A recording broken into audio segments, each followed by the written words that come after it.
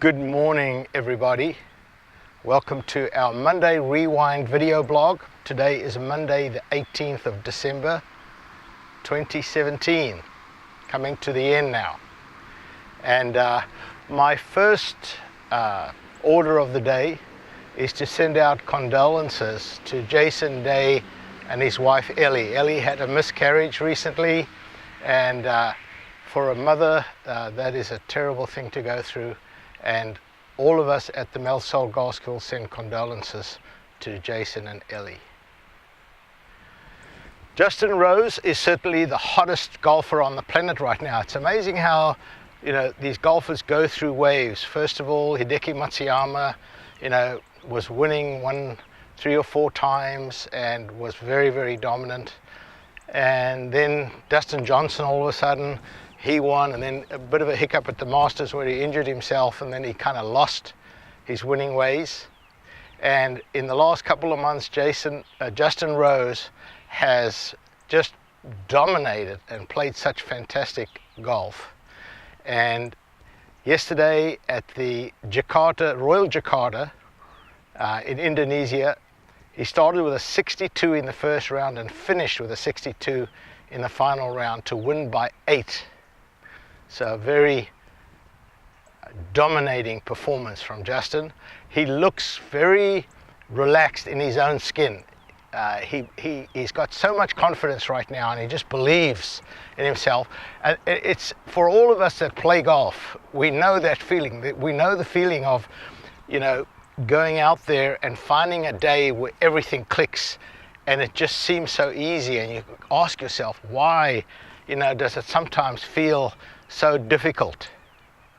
And whenever you find that answer, call me, because I want to share it with everybody. Angel Cabrera and his son Angel Jr. won the PNC Father-Son Challenge. I watched a little bit of it yesterday.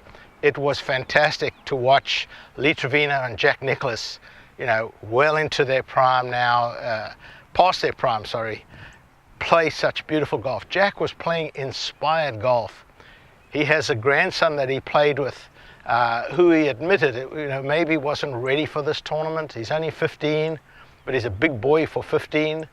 And but his son Gary, who was the father of his grandson, talked him into it, and he thoroughly enjoyed playing with his grandson.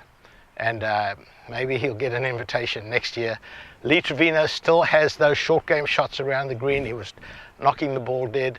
Really nice to see the greats of the game. David Duval, they put in a bit of a run. So even Retief Goosen is starting to play good golf. Retief had some injury problems. He's starting to play good golf. I think we might see a victory from Retief on the PGA Tour this year. This was played at the Ritz-Carlton in Orlando. And that leads me to my last story. I was in Orlando yesterday as well. I drove down on Saturday.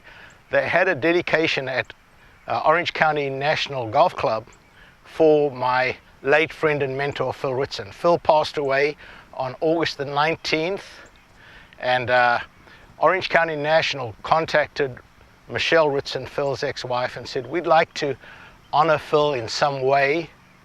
And so right next to the driving range, right where you walk onto the driving range, there's going to be a monument.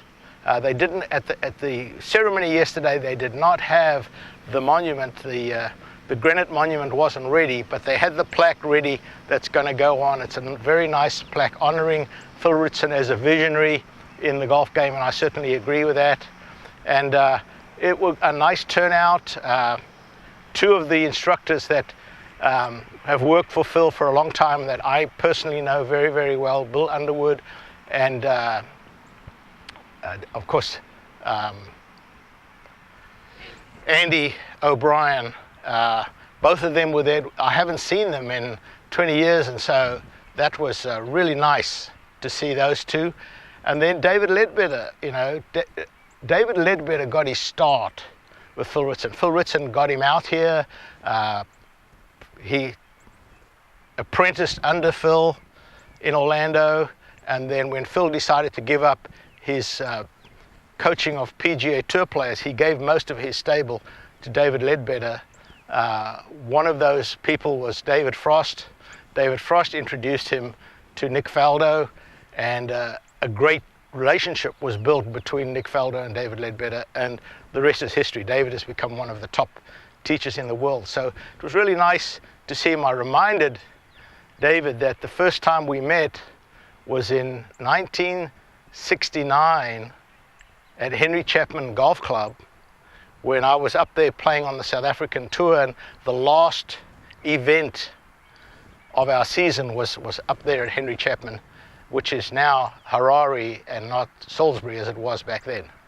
So that's my Monday Rewind.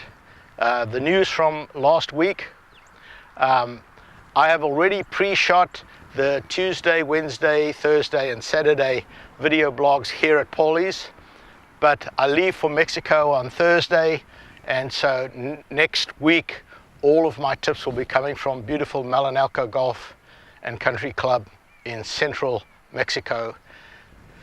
Any of you are thinking of a quick getaway for Christmas or New Year, I'll be there. The weather is absolutely fabulous, 78 degrees pretty much every day, and it's called the Augusta National of Mexico. It's a beautiful, beautiful golf course.